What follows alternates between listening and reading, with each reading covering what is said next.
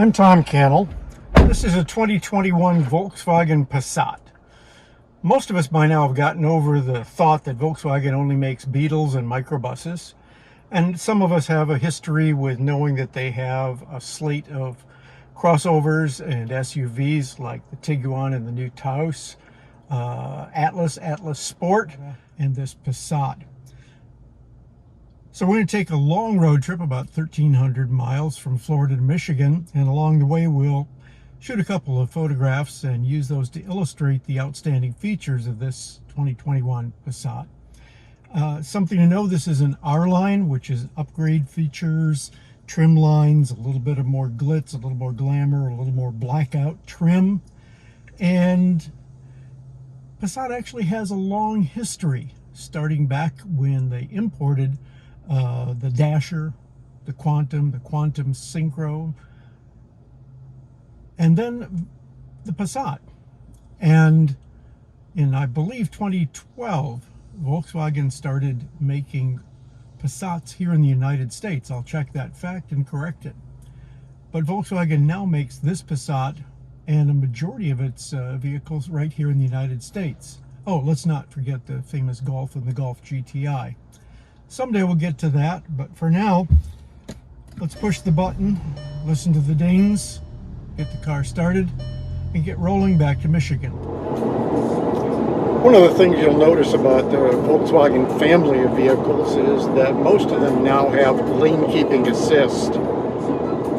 If you stray towards a right lane or a left lane, because of the electronic power steering, camera system and the radar system and whatever magic that is can gently or not so gently nudge you back into hazard reported ahead. Now that's really nice. Sometimes it's a little overly aggressive. If you're changing lanes and have turned on the blinkers, you need to wait until that first blink has completed. Otherwise it starts to push back as you change lanes, which can be disconcerting. It's easy to overrule if you need to change lanes in a hurry, but it's a good push. The corollary to that is because the cameras are keeping an eye on you, this is when your cruise control is on, activated. It looks for this, what it thinks is the center of the lane. And sometimes it's overly aggressive in saying, hey, I want you to be in the center of the lane. I prefer to drive to the left or the right. And it's kind of annoying to have it tell me, no, I think I know better than you where you should place your car. It's safety oriented, but it's not always the best thing. Oh, and occasionally a line on the highway is mistaken for something that you shouldn't transgress.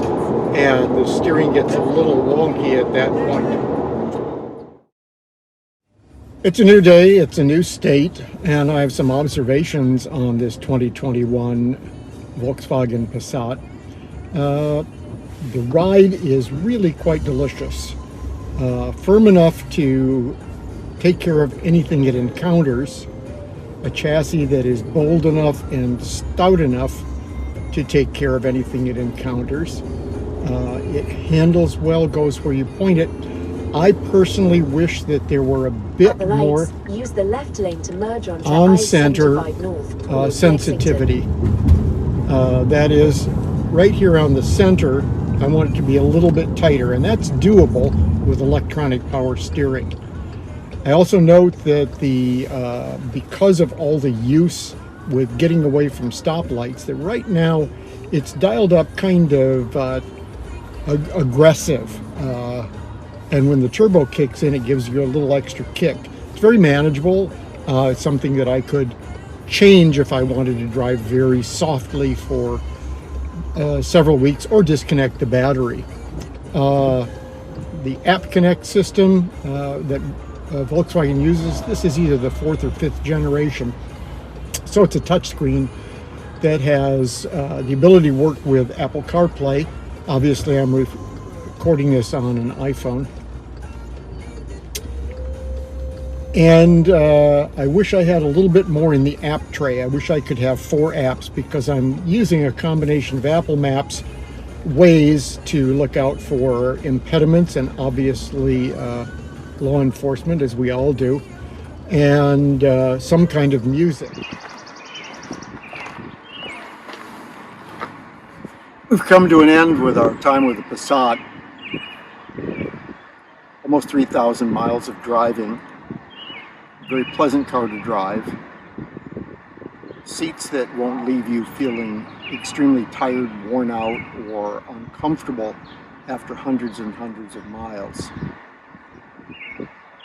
The R-Line has a number of features which we'll describe briefly in a moment that make it a little bit prettier car.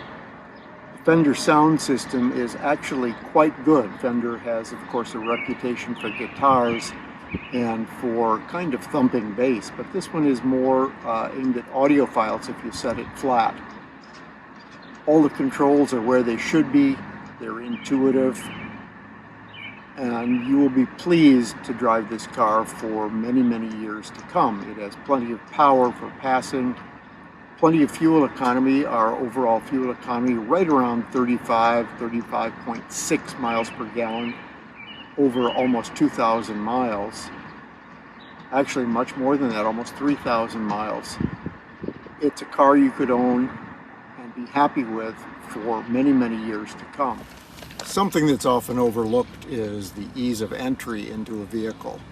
How well it sits, how mobile are you, how mobile are your family members.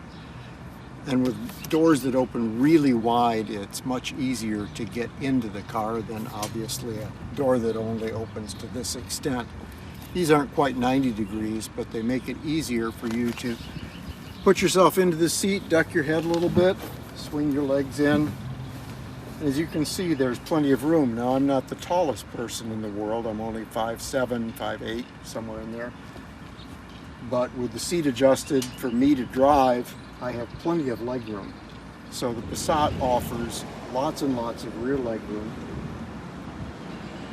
Air conditioning here and 2 USB slots. Room for a smaller person in the center, so you could easily seat 4 or 5 people in this car. Plenty of room for drinks. Nice sound system. You could do a lot worse than a Passat.